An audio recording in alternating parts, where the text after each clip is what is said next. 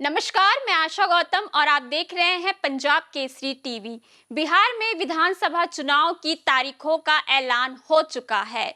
पहले फेज में 121 विधानसभा सीटों पर 6 नवंबर को मतदान होगा, तो दूसरी चरण में 11 नवंबर को 122 विधानसभा सीटों पर मतदान होगा। वहीं 14 नवंबर को काउंटिंग की जाएगी, यानी कि 14 नवंबर को ये पता चल जाएगा कि बिहार के मुख्यमंत्री पद पर कौन राजनेता अगले 5 वर्षों के लिए आसीन होगा। वैसे बिहार विधानसभा चुनाव पर पंजाब केसरी की खास कवरेज चल रही है। इस कवरेज में मैं आपको बिहार की एक एक विधानसभा सीटों के समीकरणों के बारे में विस्तार से ये जानकारी देने जा रही हूँ। इसी सिलसिले में आज मैं सुपौल विधानसभा सीट के समीकरण पर चर्चा करूंगी। बता दें कि 2020 के विधानसभा चुनाव में सुपौल विधानसभा सीट पर जेडीयू कैंडिडेट विजेंद्र प्रसाद यादव ने जीत हासिल की थी। विजेंद्र प्रसाद यादव 86,174 वोट लाकर पहले स्थान पर रहे थे। वहीं कांग्रेस उम्मीदवार मिन्नतुल्लाह रहमान ने 58,075 वोट लाकर दूसरे स्थान पर रहे थे। इस तरह से विजेंद्र प्रसाद यादव ने मिन्नतुल्लाह रहमानी को 28,099 वोट के बड़े मार्जिन से हराया था। वहीं 2024 के लोकसभा चुनाव में सुपौल विधानसभा सीट पर जेडीयू ने आरजेडी पर 24,269 वोट की लीड कायम कर ली थी। सुपौल सीट पर विजेंद्र बाबू का सिक्का चलता है। नीतीश बाबू के बेहद करीबी माने जाने वाले विजेंद्र यादव को टक्कर देना इस बार आरजेडी के लिए भी आसान नहीं होगा। आइए अब सुपौल विधानसभा सीट के समीकरण पर देखते हैं ये खास रिपोर्ट। विधानसभा सुपौल विधानसभा सीट बिहार की 243 विधानसभा सीटों में से एक है। सुपौल विधानसभा सीट सुपौल लोकसभा सीट के तहत आता है। 1951 में ही सुपौल सीट अस्तित्व में आया था।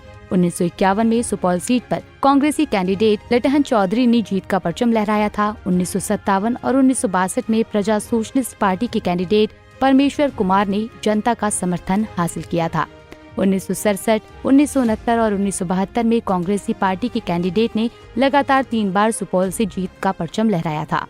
1977 में जनता पार्टी के कैंडिडेट अमरेंद्र प्रसाद सिंह ने सुपौल में जनता का समर्थन हासिल किया था। वहीं 1980 में कांग्रेस की टिकट पर उमाशंकर सिंह ने जीत हासिल कर ली थी। 1985 में कांग्रेसी कैंडिडेट प्रमोद कुमार सिंह ने सुपौल में जीत हासिल की थी।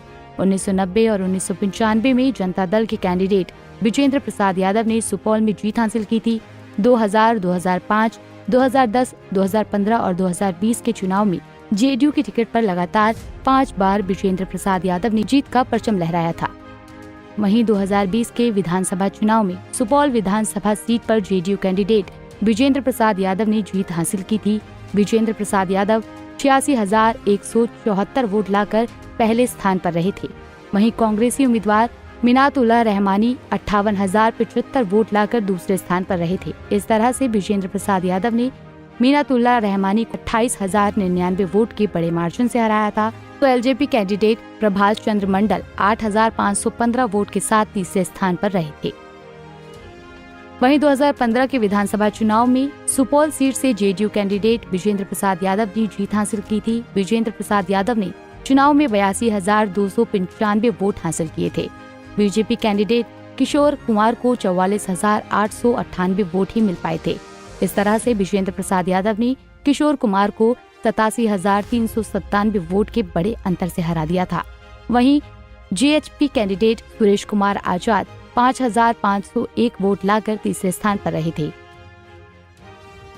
वहीं 2010 के विधानसभा चुनाव में सुपौल सीट से जेडीयू कैंडिडेट विजेंद्र प्रसाद यादव ने चुनाव में जीत हासिल की थी।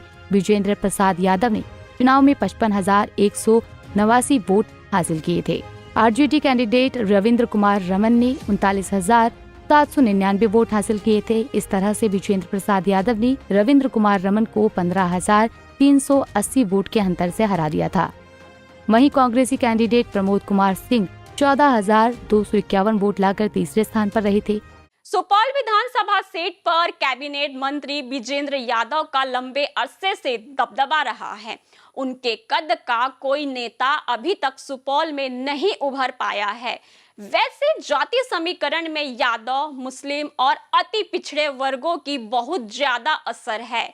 वैसे 2020 और 2024 के चुनावी आंकड़े को देखें तो सुपौल विधानसभा सीट पर जेडीयू की पकड़ मजबूत लग रही है। बाकी विधानसभा सीटों पर भी हमारी ये स्पेशल कवरेज जारी रहेगी। तब तक आप हमसे जुड़े रहिए और देखते रहिए पंजाब केसरी टीवी। नमस्कार।